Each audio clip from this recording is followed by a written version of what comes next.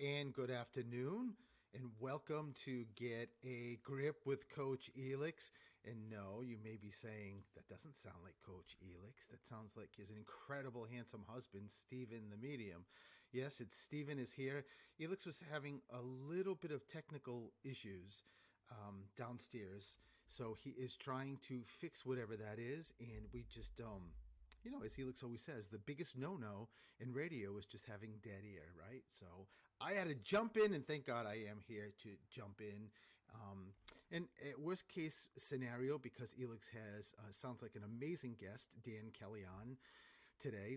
Elix will come here, take over my mic, and I will try to do my best to get downstairs and figure out what's going on with him. So I hope, and at any point, maybe Elix would just pop on, but I hope everybody is having such a great week. It's been, was that you, Mark? Or maybe it's Elix. I don't know. I thought I heard Elix. In any case, I've had both of us have had. Mark? Hello? I don't know. This is.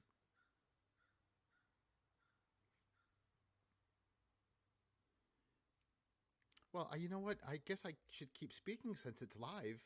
And Mark saying, "Hold on." I can't hold on, right? I got to chat with you people. Mark, we can hear you. Hello.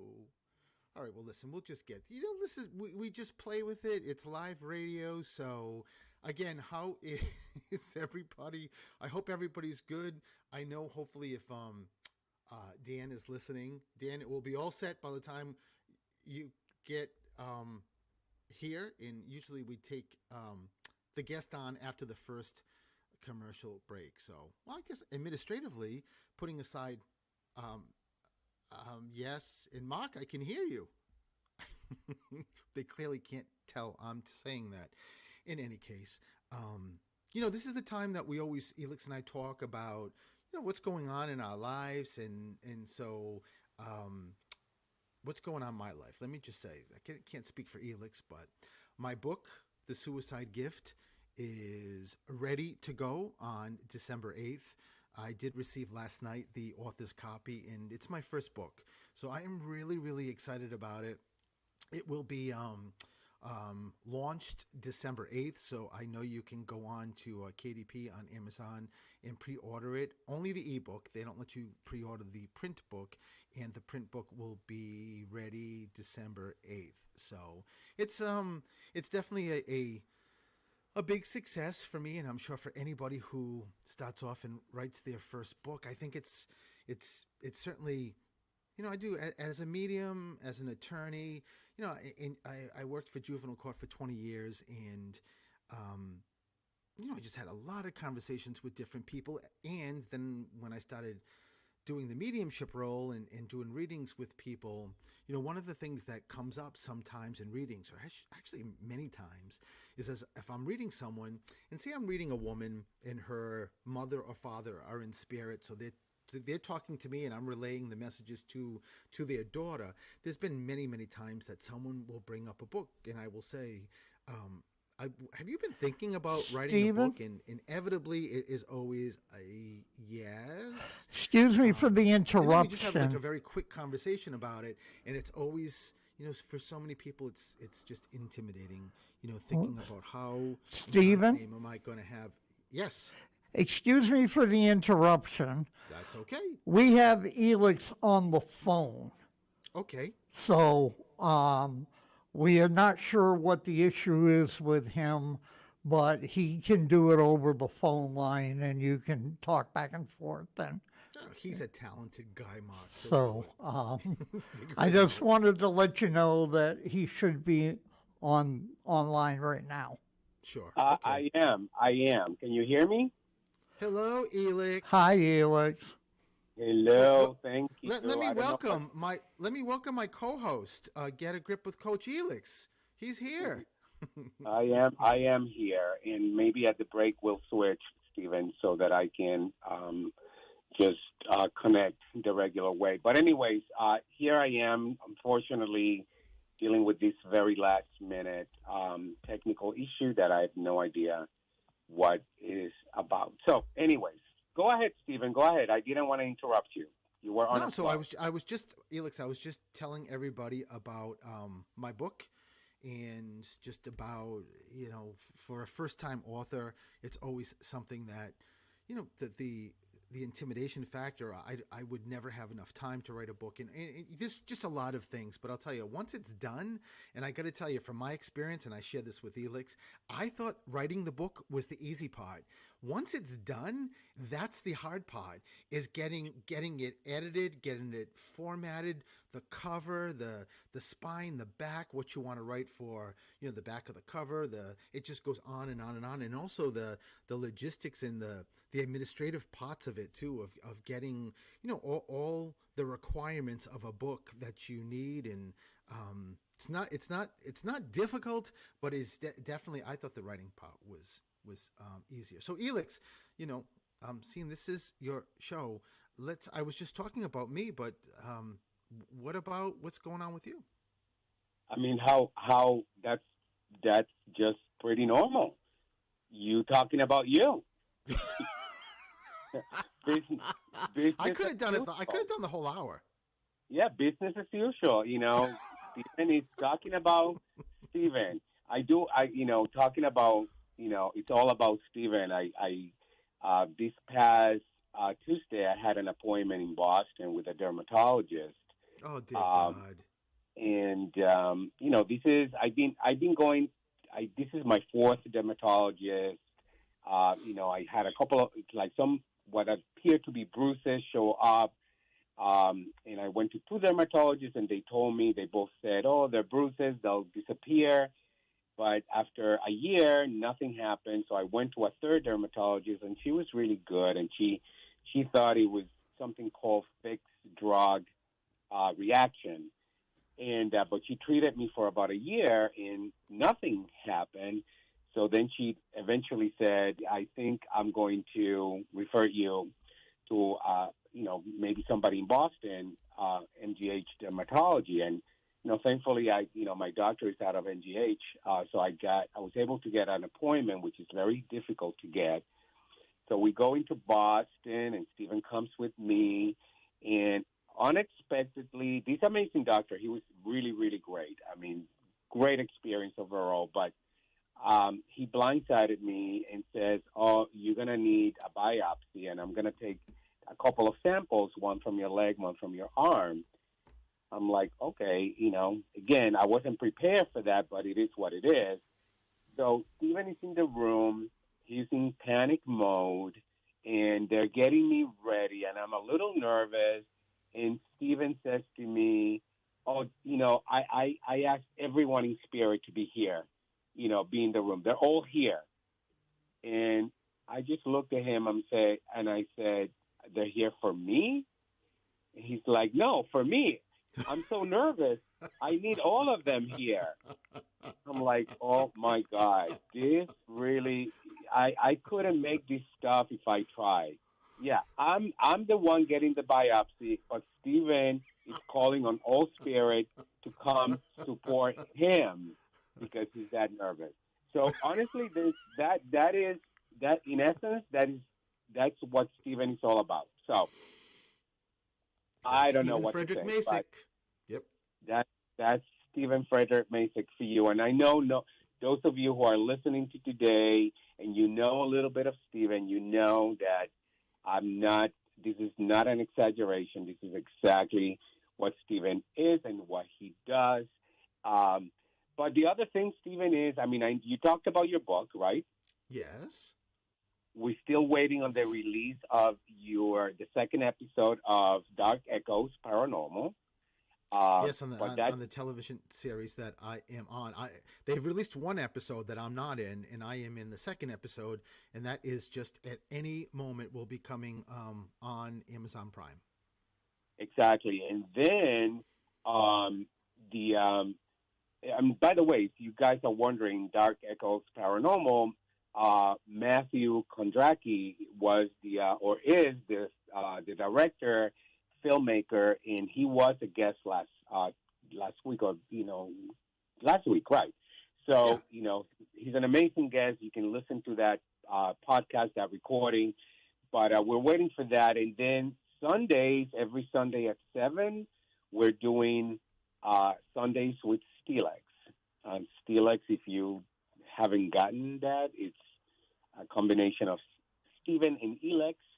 And what we're doing is we spend about an hour with you every Sunday at 7 p.m. Um, and we do a little bit of cooking. You do a little bit of reading. We do a lot of laughing and a lot of fun, right? And singing.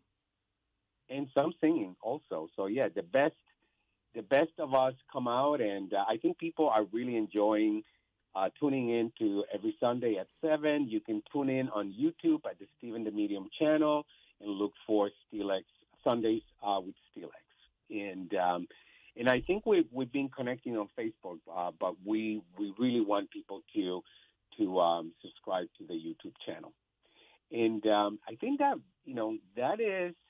that's what I got. Anything else? I mean, I know Thanksgiving is coming up, and so I know many of you are planning your Thanksgiving feast and gatherings, and Stephen and I are going to have a very low key Thanksgiving this year. And there's nothing wrong with that.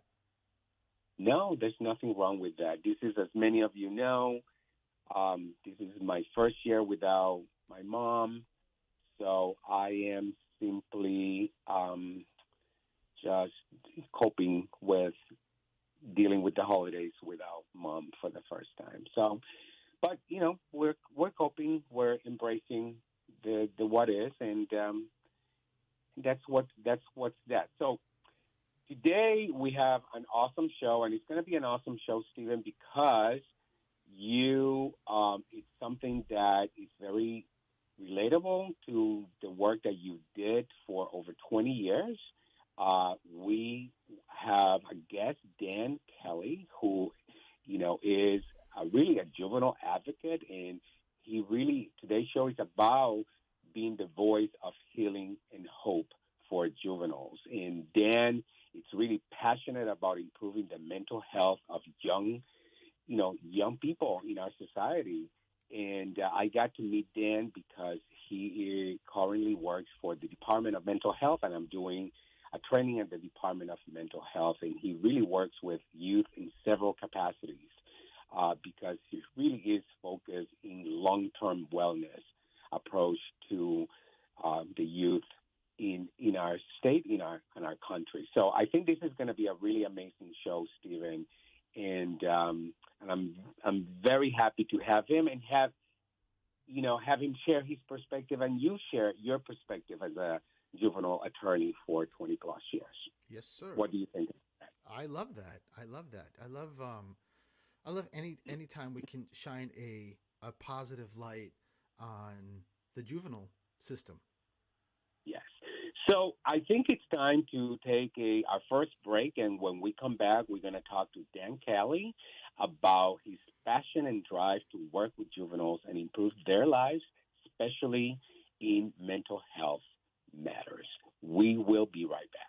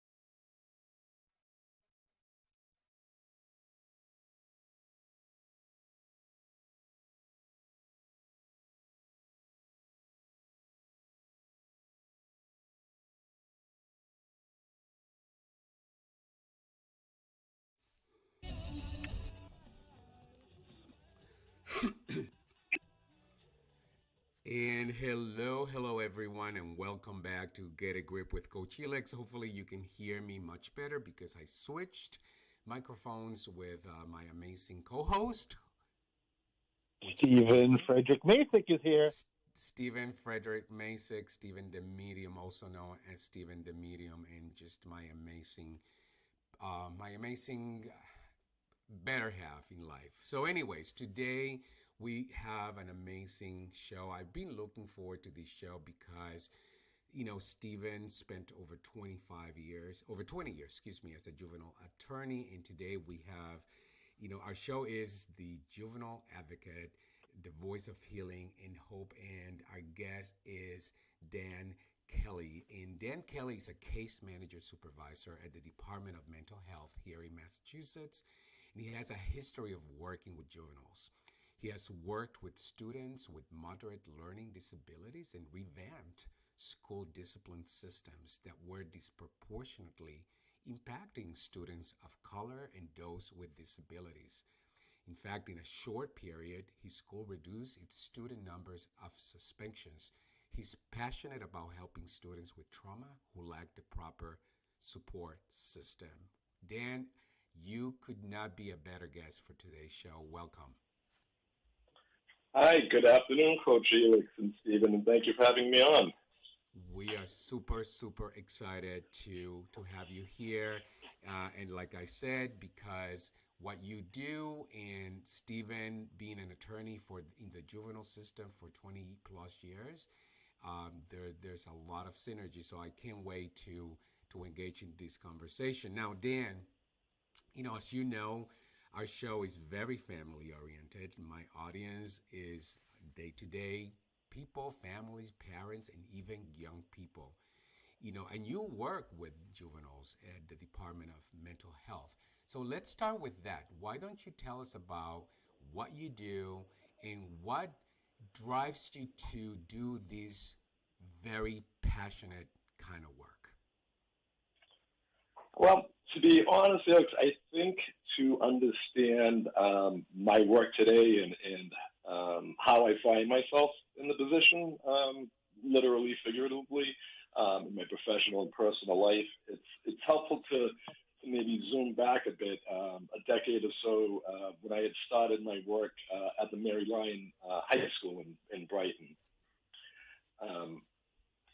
The Mary Lyon High School, it was, to my knowledge, the first high school in America that was trying an innovative and unique approach at approaching special education. Traditional special education is exclusionary. It takes kids with learning disabilities, with behavioral challenges, with neuropsychological challenges, and it excludes them. It pulls them out of the community, out of the larger school community, and says, you go over here. You're different. Those models have been disastrous for students with disabilities. There's reams of data to support that. They never catch up with their peers academically. They often never catch up with their peers emotionally, on social levels, and they would often incorporate the taught stigma that existed with special education. Our goal at the high school our motto was to, and I hate the term general education, but for ease of use, our motto was to have each classroom be, by design, 60% students that were considered general education and 40% students with some kind of emotional, behavioral, or learning challenge. It was a brand new model. It hadn't been tried before. My headmaster would often use the analogy that we were, trying to build a plane while we were flying it. I had worked my earlier part of my career. I spent about 15 years with the Department of Youth Services, first on a detention unit, later on in the administrative side of things. Went off into the private sector and missed, quite frankly, that human connection. I knew, my pathway elsewhere. A friend of mine had worked at the school as a teacher and said, hey, you'd be a natural at this. We need someone to help out with discipline and sort of behavior management. And that's how I found myself at that school 10 years ago. What ended up happening is, like I said, I came from, a DYS background, so I had this very concrete understanding of consequence versus action, of trying to, run a school based on sort of punitive, exclusionary, traditional discipline models. And within a few short years, I found myself being someone who was chasing a train that had left the building. I couldn't out-suspend my way. I couldn't out-detention my way out of the problems that we were seeing in schools, we were seeing in my school community. We zoomed out, and that was something I, had to learn, professionally, of getting that balcony view. We often use the analogy of, while we're on the dance floor, while we're in the ballroom, we're very attuned to our partner, to the movements around us. But it's folks that are on the balcony that can see the larger field. And when we started to look at some of our discipline data, it was shocking and disappointing, to say the least. The students that we strove, that we were by design built to help, were being impacted. Our suspension data disproportionately was affecting students of color, disproportionately was affecting students that had, documented emotional behavioral learning challenges. And more importantly, it just wasn't working. We weren't seeing the improvements in our community that we were hoping for. My headmaster at the time had said to me, Boston was piloting some restorative practices in some schools, and he wanted me to go to this training and, see how we could adapt that model to fit our school. And, to be frank with you and your listeners, I was dubious at best. I attended this training with the full smug intention of coming back and saying, see, I went, I tried, it didn't work. This is all malarkey. And when I started to implement it, my very first experience, I was floored at how wrong I actually was.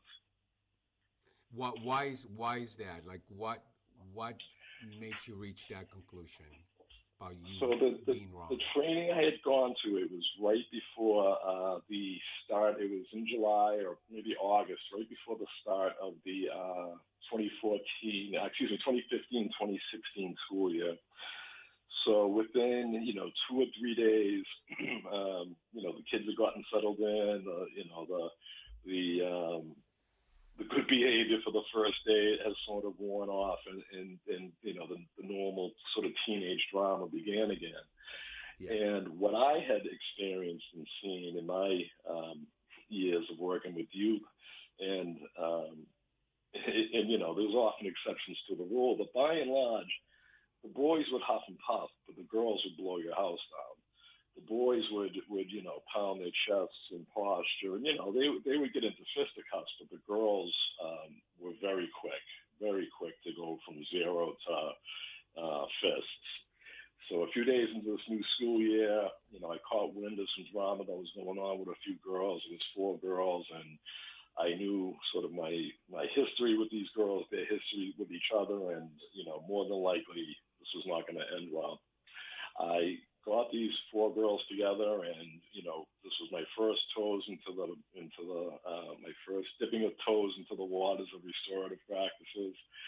I held a circle, went through these sort of rituals and format, the guidelines that were provided for me, and to my utter amazement, at the end of it, instead of having 4 girls who I was now trying to get in the middle of, I had 4 girls that were crying and hugging each other and saying sorry and saying, the next time you do this, can we please help you? And I, the proof was in the pudding. I couldn't refute what my eyes and, quite frankly, my heart were experiencing in that moment.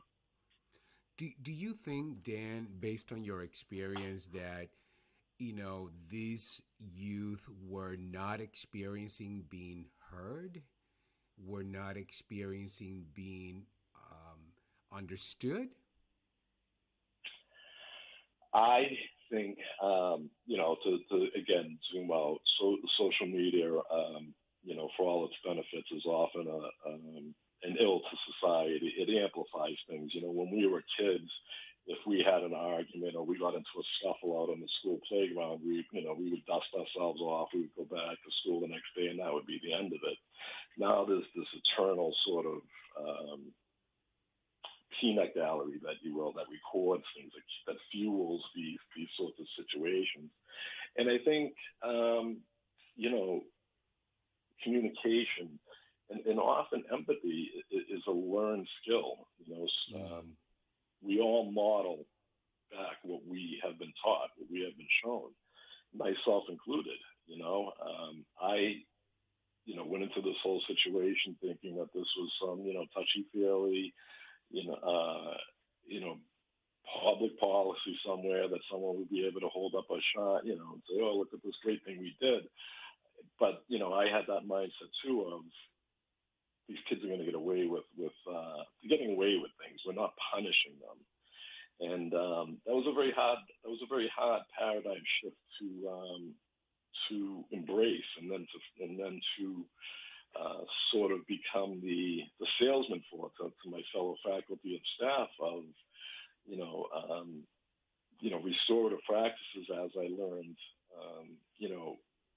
stemmed from some work that was happening in the late 60s and the early 70s, where sociologists were finding that indigenous populations the world over had these commonalities, these smaller indigenous communities where the larger community was dependent on the individual, where each individual was inexorably linked and directly responsible for the next person in that community chain. And where if a harm was done, if a person had, whose act, through their behavior had created a harm, had done something, it wasn't viewed as an individual harm. You did this to me. It was the community has now been harmed, and how do we as a community heal? To take the individual and exclude him and say, we're going to shun you or we're going to walk you away, meant to further that harm, to further impact the larger community. And that was the paradigm shift that we had to learn to embrace, that, instead of coming from a place of finger pointing, of you did this to me, we had to come to a place of, this is how I was harmed, and how do we, and this is how I harmed you. How do I best repair that harm versus you have done something wrong? I will now punish you. I will exclude you. And that really is the essence of sort of restorative practices. But it was very much also the uphill battle of trying to change hundreds of years of sort of Western, American education and discipline systems, and it was a very messy uphill battle, but the fruits of the labor were abundant and sweet. Yeah, you know what, Dan? It's again, listening to you is it's fascinating, and I can see how that paradigm shift could be impactful to so many youth in our community. Dan, we do need to take a commercial break, but when we come back, I'm actually curious, what Stephen has to say, because again, he worked in the juvenile system in a different capacity, but I believe, based on what I'm hearing from you, that he experienced a lot of those same perspectives. So let's take a break, and when we come back, we'll continue with our conversation with Dan Kelly. Today we're talking about the juvenile advocate, the voice of healing and hope. We'll be right back.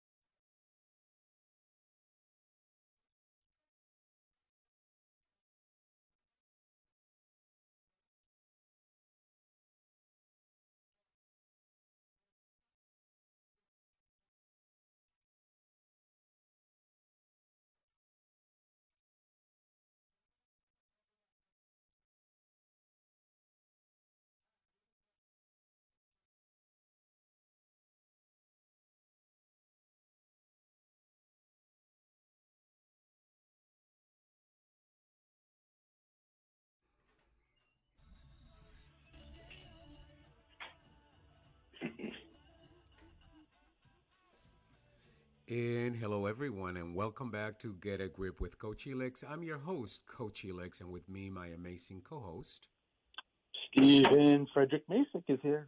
Stephen the Medium, is here. And today we are talking, our subject is the juvenile advocate, the voice of healing and hope. And with us is our special guest, Dan Kelly, who is a mental health advocate and supervisor working currently at the Department of Mental Health here in Massachusetts. Welcome back, Dan.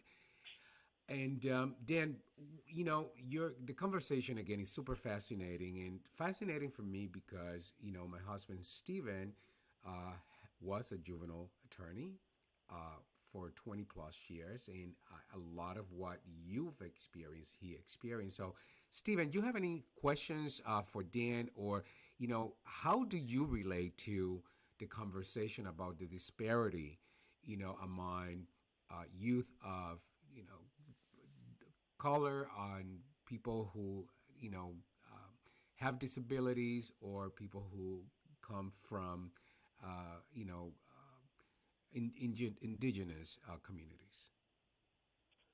Oh, hey, Dan. You know, Dan, when you're speaking about your experience, it is almost like you're talking through me because so much of it is so close. And when you were talking to me, I mean, when you were talking to the audience just about um, rolling out this new program in the school, in the high school, I was just thinking, listen, in juvenile court, in all the years I was there were hard and steady, fast rules. I mean, they changed names, like I'm probably sure like from CHIMs to CRAs and whatnot. But the rules were always there. I can't imagine what that's like, rolling out a program that's brand new when you are dealing with just this environment that is not always the easiest to deal with, because it certainly wasn't for me all those years. And I had, as I mentioned, hard and steady, fast rules. And I'm just curious, Dan, what's the status of that program? Has it been expanded? Like, are other schools looking at it? So I left Boston Public Schools about 2 years ago. I know that at the time of my leaving, that there was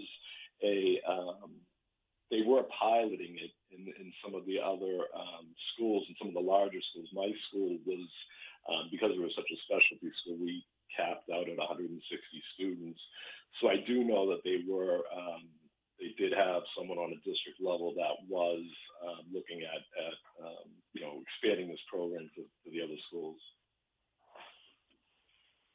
Wow, I love that, and thank you for that. And I was just also thinking, when I was working as a juvenile court attorney and I had clients, there were times that you had me as the minors attorney in a school meeting, and sometimes even a separate independent educational advocate if I requested that from court and the judge approved that. And it's incredible to think that you've got two adults vying for, and Elix, I know you were asking this question, vying for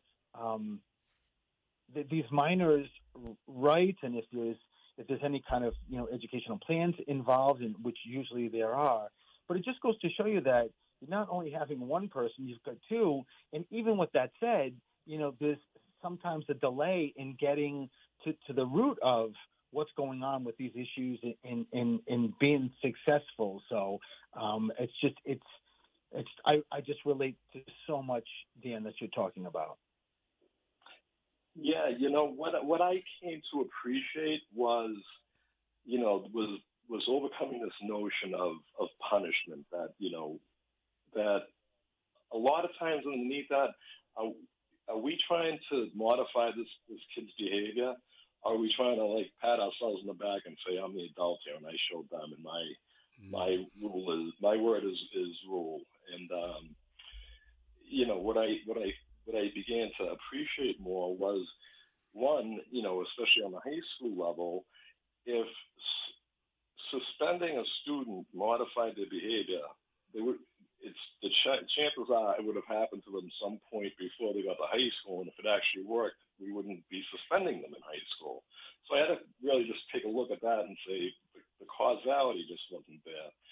And then what I began to appreciate too was that by exclusionary policies, by saying to a kid, you're not allowed back in the school for 3 days, it solved nothing. The conflict that existed between that student and the other student still existed. We had 3 days of the social media echo chamber to really turn up the volume.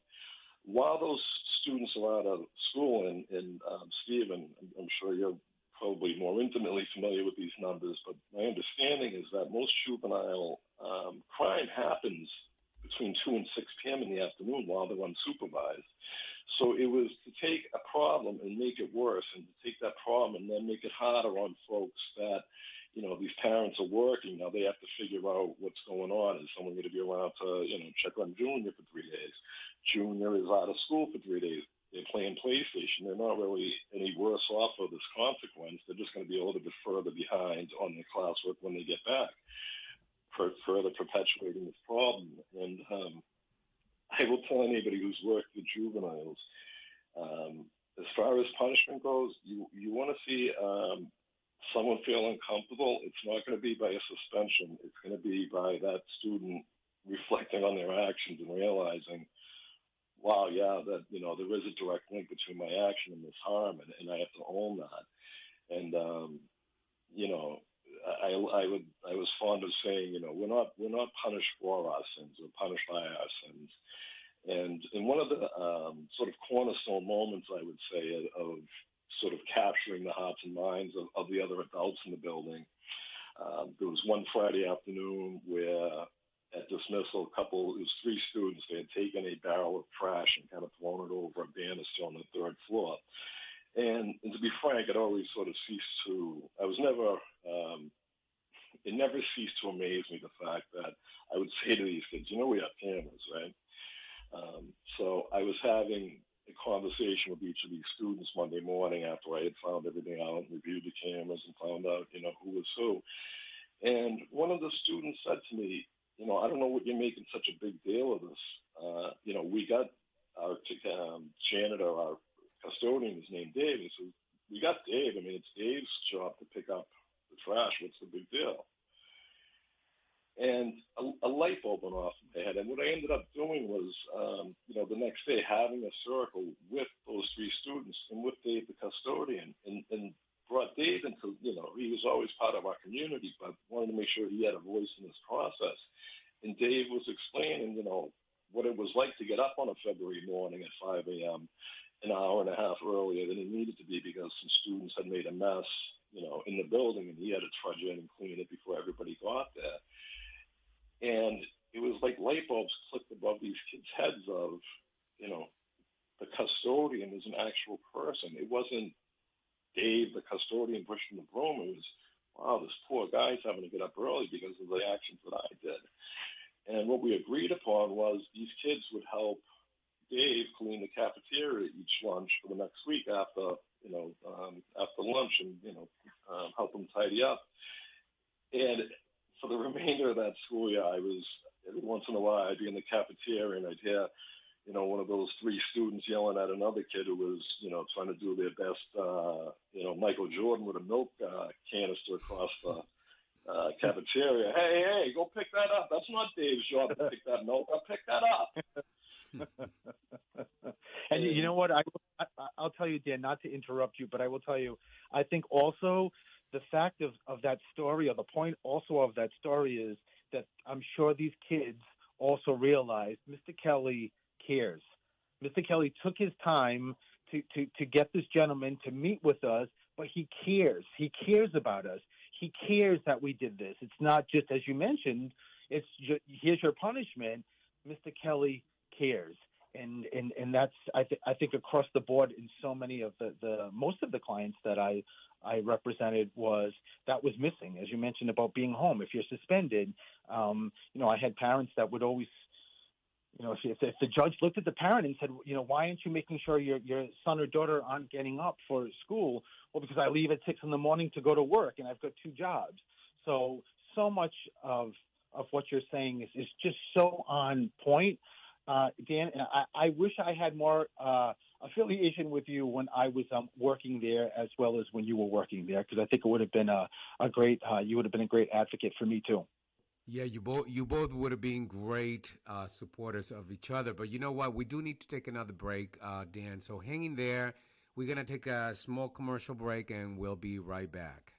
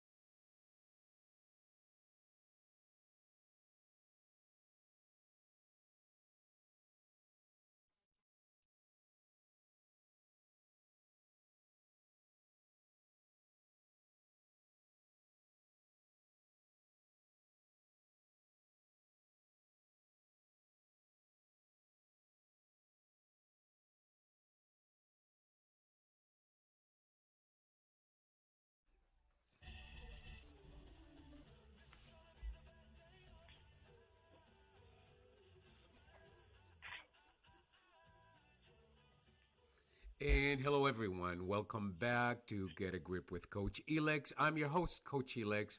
With me, my amazing co host, Stephen Frederick. Stephen the Medium, who happens to be my husband and just my amazing better half. And we also have an amazing guest with us today is Dan Kelly, who is a case manager supervisor with the Department of Mental Health here in Massachusetts. And today's show is about, being a juvenile advocate, the voice of healing and hope for our youth.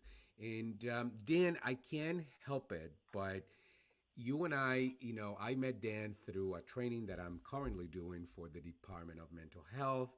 And part of that training, and the training is about race, equity, and inclusion. Part of that training, Dan, is when we talked about microaggressions.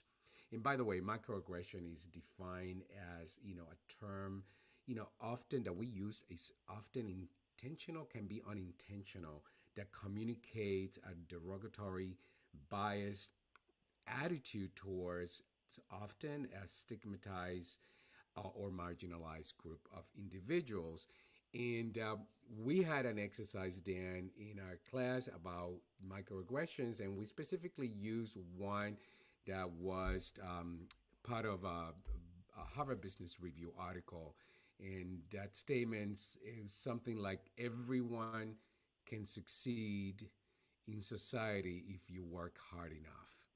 And listening to you, and of course, over the 20 years that Stephen was an attorney for the juvenile system, I can tell you that is so not true. I can tell you that there's so many young people who are just simply dismissed by the system. And no matter how hard they work, they are in they're in an unwinnable game. What's your take on that, Dan? Yeah, no, Felix, I would, I would certainly agree with that. And what I, have experienced in through my work and through, just sort of conversations and data and anecdotal evidence is the fact that, at the end of the day, the deck is stacked. Everybody is not going to be dealt, the same fair set of cards randomly every time. There are Yes. institutional structures and barriers that prevent certain segments of our population from, getting a piece of the pie, getting their fair chance Yes. at a piece of the pie. My my work in restorative practices, when it comes down to it, really centered around trust. These students had to trust the fact that when I said that they would be safe, they would be safe. When I said that, the Vegas rule, what we talk about in this space, will stay in the space. This is not fodder for the hallways again. Um, and that is where the work began. But also from that place of trust, I realized that I was only seeing, I was only addressing one part of what might be in my power to address. I saw my students hurting. I saw my students experiencing trauma at home. I saw my students experiencing domestic violence, substance abuse, and nowhere to take that hurt. And from that, I created a support group at the school that was loosely centered around supports for substance abuse, either in the community home if a student was struggling, but more importantly, it was a safe place. And it was a challenge to fight against the bureaucracy that, the well-meaning bureaucracy that says, we want to serve students, but you're a mandated reporter, and if you open this can of worms about what's, substance abuse in the house, well, then you're going to have to, it's better we just not have this conversation. And my perspective on life is I've always been someone who's much more comfortable seeking forgiveness than permission. I saw the need there. I knew that it would be challenging to embody both the roles of a mandated reporter and as a helper. And I think I was able to do that. Yes. There at the school before. Unfortunately, academics became more of a focus at the school. Some of the resources were pulled away. So I hope my work continues there. I'm sure it is, and he has, and he will. Dan, for anyone who's listening, it may be a parent, maybe a teacher, maybe a colleague, another counselor, a therapist that may be looking for ways to learn to cope with these young people. What would you offer them?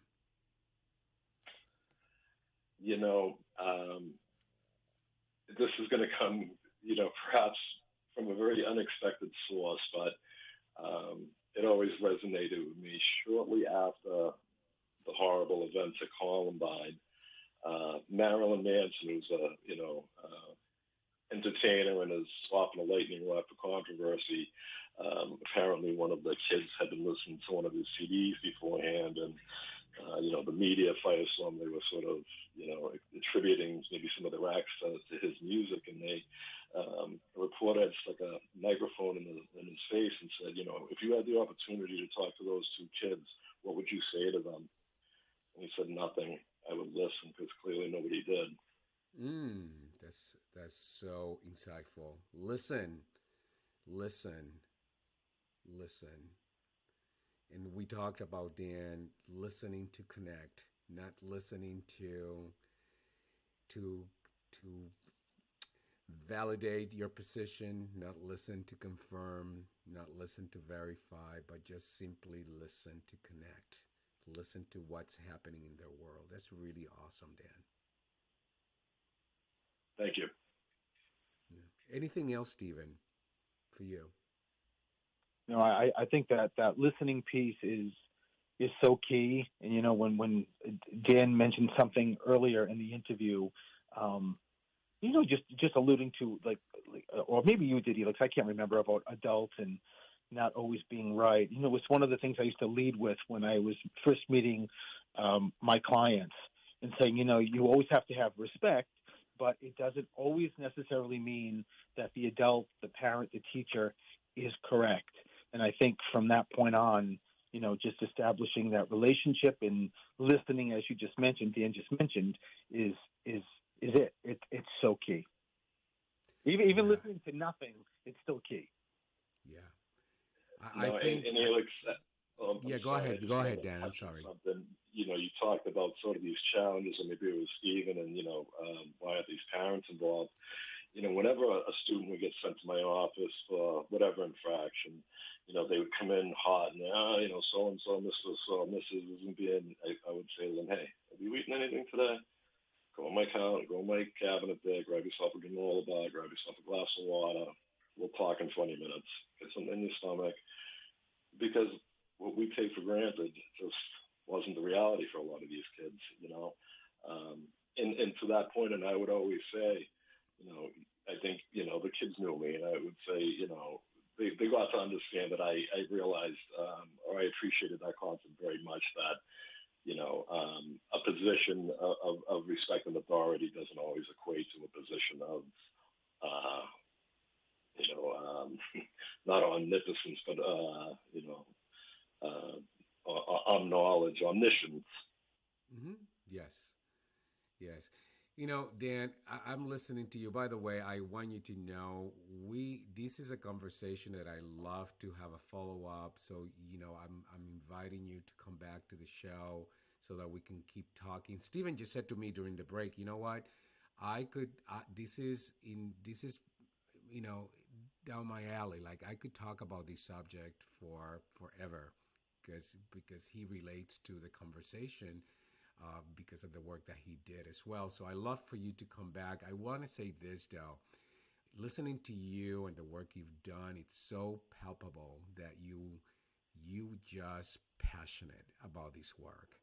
And I know in listening to you that you've touched many of these young people's lives, and I am positive that their lives is better just because they got you in their life. So if people want to learn more about your work and connect with you, how can they do that, Dan? Well, I'm in the process of revamping some social media outlets as well as, professional contact. But in the interim, I'm not, opposed to giving out my personal email. Folks can reach me at dankelly73@gmail.com. Perfect. And I will Perfect. definitely update you guys as I have some other contact info.